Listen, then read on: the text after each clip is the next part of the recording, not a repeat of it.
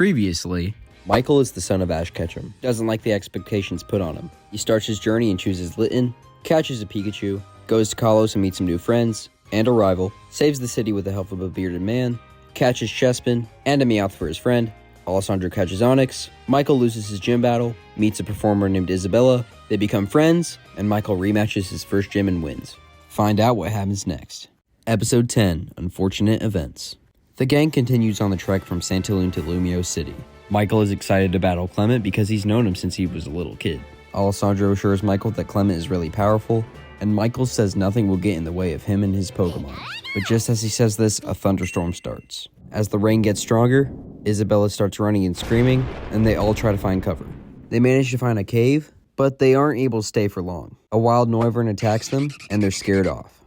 As the gang continues to run from the storm, Michael accidentally steps on Fennekin's tail. It uses Ember and it hits everybody in the gang. After this, the gang is able to find some cover underneath some trees. Niccolo is hungry, so they get the food out. But a wild fletchling swoops in and steals the food from them. Michael tries to catch it with a Pokeball, but it dodges and hits him in the face with a peck. Michael tells Pikachu to use Electro Ball, but the fletchling gets away. But it comes back with some friends and steals the rest of their food. The gang now has no food, is soaking wet, and burned by Fennekin. After a lot of debate, mostly from Isabella, the gang decides to tough it out to get to Lumio City. They aren't that far after all. Along the way, Niccolo trips and falls in mud, but after a little bit, they arrive in Lumios.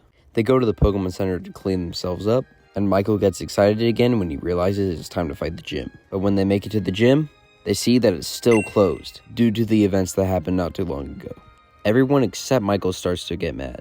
They start yelling and complaining. Michael tells them to stop, and he says that anger won't get them anywhere. He then starts asking where they should go next. And after thinking about it for a little bit, they think of a good route, and their first stop is Salage City. Episode 11, A Sparkling Capture. After starting the trek to Salage City and traveling for a little bit, the gang stops and makes camp for the night. Michael trains with his Pokemon, Alessandro surveys the area with Onyx, and Isabella practices her showcase skills with Fennekin, while Niccolo watches. Isabella and Fennekin try to perform some big moves, but they just aren't ready for it yet. And while she's practicing, Niccolo gets bored and starts walking away. She asks him what's wrong, and he says it's kind of boring with only one Pokemon. Michael jumps in and says that the more move variety there is, the better the performance will be. Isabella thinks of some of the showcases she's seen in the past, and she comes to the conclusion that she needs to catch another Pokemon soon. Later that evening, Isabella continues to practice with Fennekin, but they're not getting anywhere. She starts calling her dream a lost cause. That's when she hears some strange noises coming from the forest. She goes over to check it out, and it's a wild Spritzee practicing its moves. But it's not doing really well. Isabella thinks it's the perfect Pokemon to catch her, so she approaches it, but it flies away. Isabella moves on and continues to practice. And while they're practicing, Fennekin stops and points out that Spritzee's still watching them. Isabella and Fennekin do a special move, and afterwards she turns around and offers to train the Spritzee. But it flies away again. Isabella and Fennekin go back to camp disappointed. Later that night, Michael's Chespin sneaks out, and it wants to find something to battle. When the gang's about to leave their campsite, they notice that Chespin's missing, so they spread out to find him. Michael and his Pokemon have no luck, Alessandro and Niccolo can't spot him on Onyx, and Isabella ends up getting lost in the bamboo woods. She calls for help but only attracts a wild Pangoro, and it's not happy. Fennekin tries to fight it, but the Pangoro is too strong. As Fennekin struggles, the wild Spritzee comes by to help. It tries to use Dazzling Gleam, but it's not perfected yet. Isabella then gets the idea for Spritzee to use Sweet Scent, and it flies away. The Pangoro follows after, and Isabella finds Chespin, all beaten up. Isabella meets up with the rest of the gang, and Spritzee follows after her. Alessandro points out that Spritzee seems really happy around her, so Isabella takes out a Pokeball, and Spritzee just goes right into it. Now that she has Spritzee, she says that she has a better shot at becoming the Kalos Queen. The gang continues the route to Salage City.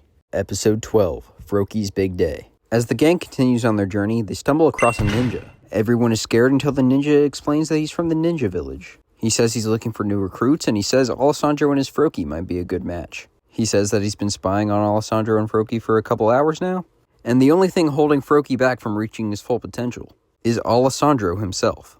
Alessandro is offended by this, but gives the ninja time to explain. The ninja explains that every successful Pokemon and trainer duo has always had a strong bond. It's no different for ninjas. Alessandro says he doesn't want to be a ninja, so the ninja leaves, but as he leaves, he says that Alessandro will never be successful because he doesn't have the bond he needs with his Pokemon. This rage bait works, and Alessandro challenges him to a battle with Froakie. The ninja says Alessandro is sure to lose because of his weak bond, and this gets Alessandro fired up. But Froakie is not excited. The ninja sends out Ninjask, and the battle begins. Alessandro calls for a bubble, but Ninjask cuts right through it and lands a powerful X-Scissor. Froakie struggles to get up, but Alessandro calls for a pound anyway. Ninjask evades it and uses Aerial Ace, knocking Froakie out. The ninja says not to challenge him again until Alessandro has figured out his bond with Froakie. Alessandro is devastated and Froakie is mad. As the gang camps that night, Alessandro observes how Michael, Isabella, and Niccolo bond with their Pokemon. He also thinks about Professor Sycamore's explanation of Mega Evolution and how it deals with bonds and friendships. As much as he was mad at the ninja, he knows he was right. Alessandro calls Froakie over and apologizes. He says that they're going to work as a team now. He also brings out Onix and they all go to bond with all the other Pokemon. Episode 13, Looking Out for the Common Mon. As the gang continues their travels, they stumble upon a group of wild Scatterbug. Suddenly, all the Scatterbug evolve into Spupa. Everybody's amazed by this, so Michael asks his Pokedex what just happened. The Pokedex explains that this is the season where Scatterbug evolves into Spupa and Spupa evolves into Vivillon.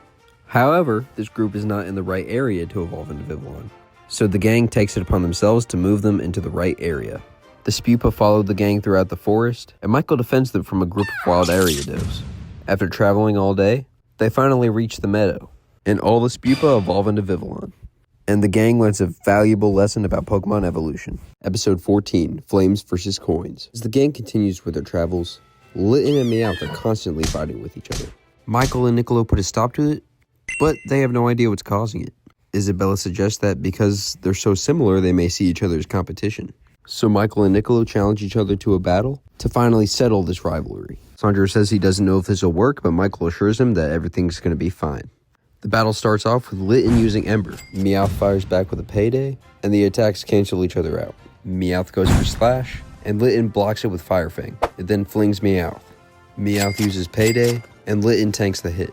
Meowth then lands a Slash, but Litten fires back with Double Kick. Both Pokemon use Scratch, and have a mini sword fight with their claws in the middle of the field. Meowth then uses Feint Attack, but Litten blocks it with Double Kick. Finally, Litten turns around and finishes it off with Fire Fang. Everyone expects Meowth to get up, and for the two to continue to keep fighting. But that doesn't happen. Instead, the two Pokemon meet together and shake paws. Instead of hating each other for thinking one is better than the other, they realize they're more similar than different. Episode 15, Kindling a Mystery. The gang arrives in Camp Friere Town, but they're not in the best of moods. Everybody's extremely hungry, and they're all tired because they've been camping out for a few days. Even though everybody's in a bad mood, Niccolo is in the worst mood. As the older members of the gang plan out what to do next, Niccolo snaps. He complains that he's constantly tired of them standing around and planning everything out all the time. And he also wants to help plan everything, because he's a part of the group after all. Alessandro tries to shut him up, but Niccolo is not having it. Just makes him even more pissed and he storms away. Michael and Isabella try to go after him, but Alessandro says that he'll come back eventually. Niccolo often has a bad temper.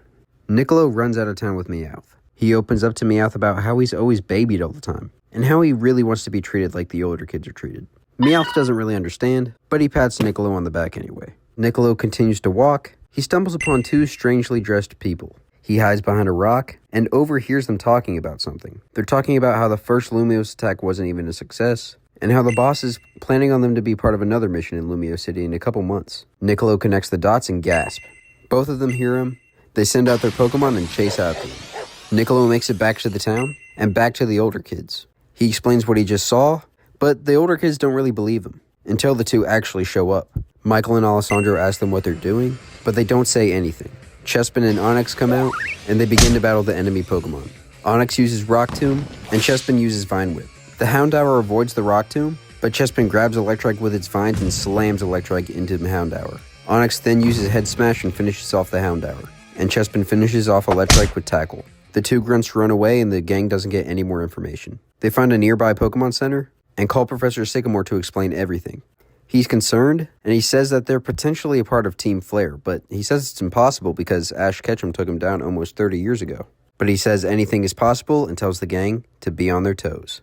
Episode 16, Champion of the Chateau. While continuing the route to Silage City, the gang stumbles across a large castle in the middle of a route. Michael has no idea what it is, but Isabella, Alessandro, and Niccolo all do. They explain that it's the Battle Chateau, a popular place where people from all over Kalos and even the world come to battle. It has its own ranking system and everything. Michael hears the word battle and he's immediately excited. He rushes into the building and the gang has no other choice but to follow him. As he enters, he's swarmed by a group of people that are asking him to have a battle. He's a little confused, and they say that they're dying to have a battle with the son of Ash Ketchum. They say he must be great because his dad is. Michael's a little overwhelmed and he has no idea what to do here, until someone's hand meets his and drags him out of the crowd. Michael is escorted into another room, and he looks up at who saved him. He can't believe his eyes when he figures out it's the champion Diantha. He's speechless. Diantha says she doesn't feel the need to introduce herself because she feels like Michael already knows who she is. The rest of the gang catches up. While Alessandro and Nicola are speechless, Isabella is fangirling out. She asks Diantha a lot of questions, and Diantha feels a little overwhelmed, so Michael pulls her back. Michael asks why she saved him, and she said that she was happy to save the son of a friend. Michael asks about the battle chateau, and Diantha explains everything, and how she is the highest ranking member. And that's when Michael challenges her to a battle. She says that's not exactly how it works, and the rest of the gang thinks he's stupid for challenging someone so much stronger than him. But Michael says that the people out there want a show, and that the best way for him to get stronger is to fight people that are stronger than him. Diantha says that she doesn't like to give in to nepotism, but she looks at Michael and Pikachu, and she sees something special in him. So they head out to the battlefield. The rest of the gang waits in the stands, and Michael and Diantha are on the battlefield, and a crowd begins to form. Diantha tells Michael to give him everything he's got, and Michael says the exact same thing. Diantha sends out Gardevoir, and Michael sends out Pikachu. Pikachu starts with the spark, but Gardevoir teleports out of the way. Michael calls for an Electro Ball, and Gardevoir teleports again. Gardevoir then uses his Shadow Ball, and Pikachu barely dodges it. Pikachu then goes in for a slam, but Gardevoir hits him out of the way. The crowd begins to boo, and Michael starts to get worried about the outcome of the battle. Gardevoir then uses Psychic and finishes Pikachu off. The crowd leaves, and Michael is disappointed in himself. They head inside, and Diantha starts off by saying that he has a lot of potential, but he also has a lot to learn before he can face people of Diantha's level ever again. She gives him a couple tips, and tells Michael to live in the moment, but he doesn't really know what that means. Michael promises that they'll battle again when him and his Pokemon are much stronger, and she agrees. Episode 17, Confronting the Past and Looking Towards the Future. The gang is having a beach day right outside of Van Brett Town, and everybody's relaxing. Suddenly, something catches Litton's attention, and it looks to be a Pokemon of some sort. It then gets the attention of the gang, and they can't even identify what it is. The Pokemon steals some food, and runs away with it. Litton chases after it, and Michael feels like he has no other choice but to chase after it too. Michael catches up, and Litton charges at the Pokemon. The Pokemon throws its ring in front of it, and a portal opens up that sucks Litton into it. Michael has no other choice but to jump in and save Litton.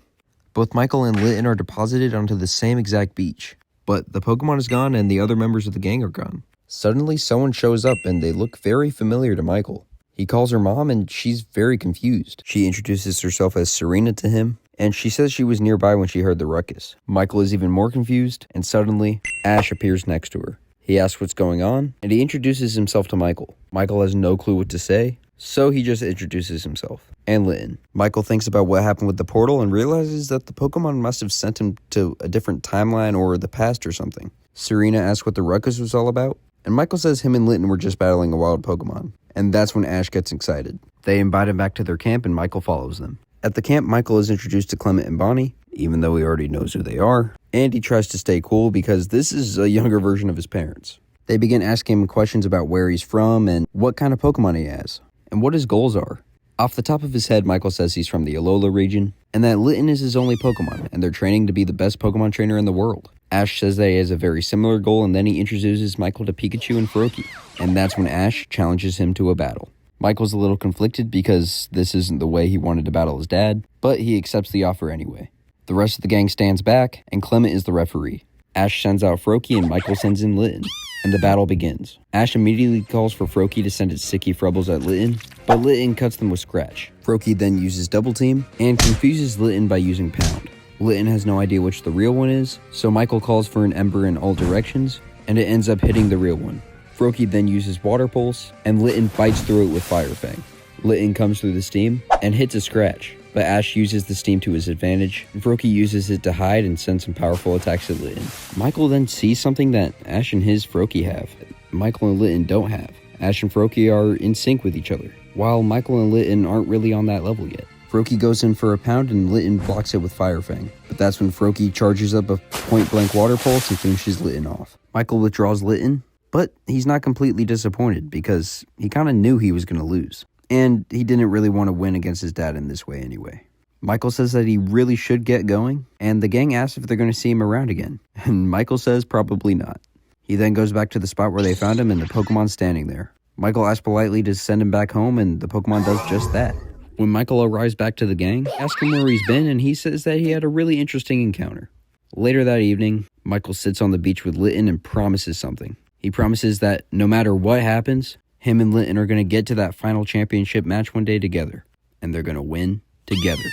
Episode 18, Embarrassment on the Rocks. The gang finally arrives in Solage City and debate whether to sightsee or go to the gym first. Michael says he's feeling confident, so everybody just agrees to go to the gym.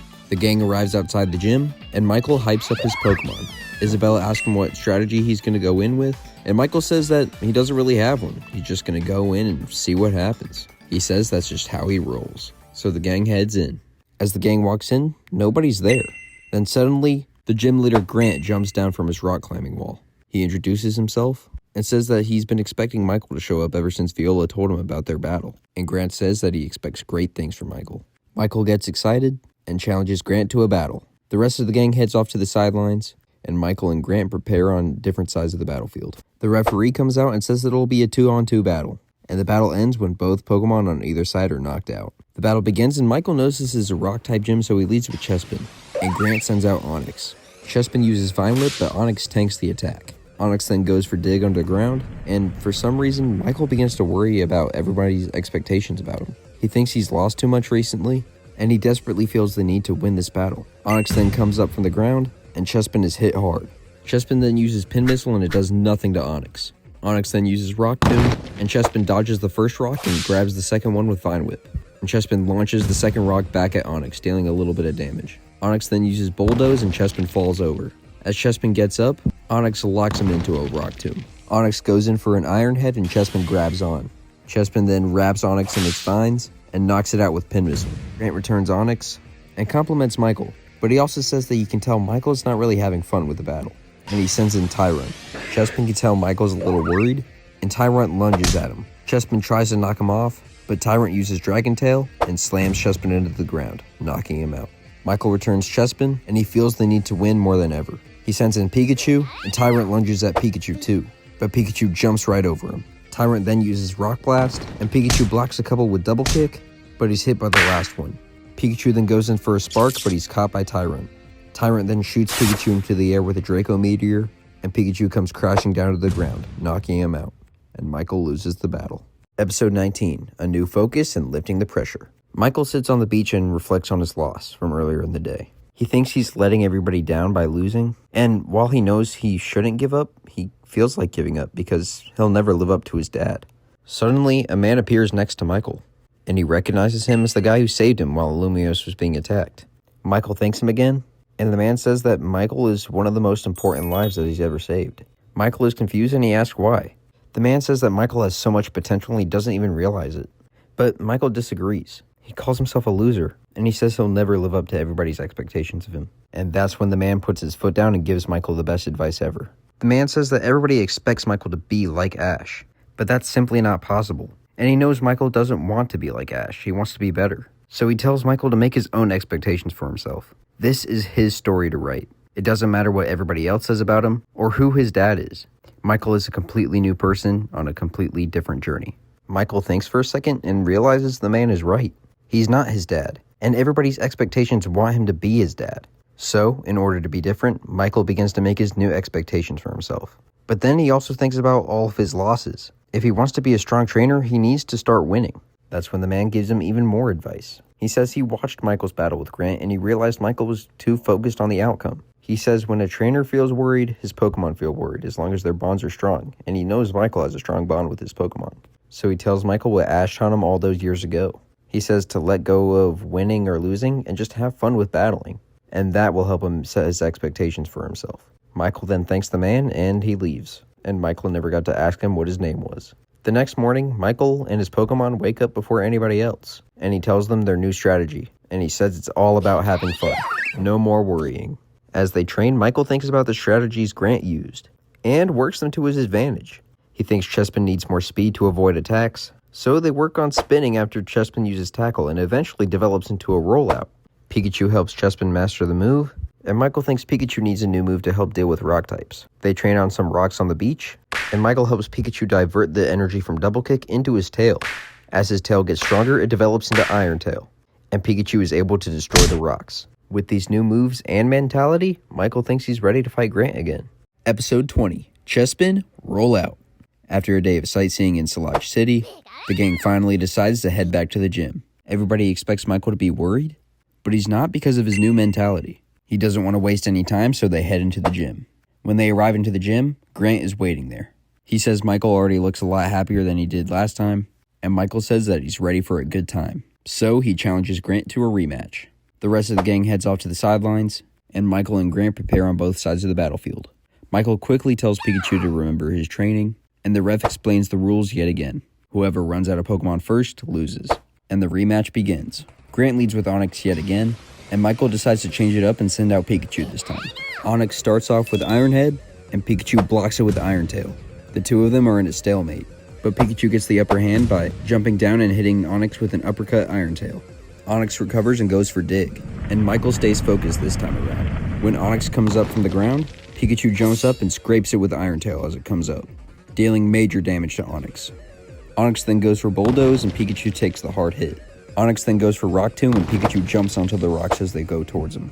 He then lands a powerful Iron Tail on Onix's head, knocking him out. Grant returns Onix and says that he can tell Michael is having a lot more fun this time. Michael says it's all part of his new strategy. Grant then says that Michael's strategy might not be able to save him from Tyrant, and he sends him out. Pikachu goes for Iron Tail, but Tyrant avoids the attack, and Pikachu's tail is stuck in the ground. Tyrant then goes in for a bite, but Pikachu is able to jump out of there. Tyrant uses Rock Blast, and Pikachu deflects him all back at Tyrant. Finally, Tyrant uses Dragon Tail, and Pikachu counters with Iron Tail, but Dragon Tail overpowers Iron Tail and slams Pikachu back, knocking him out. And suddenly, Tyrant evolves into Tyrantrum, which is a surprise to everybody on the field.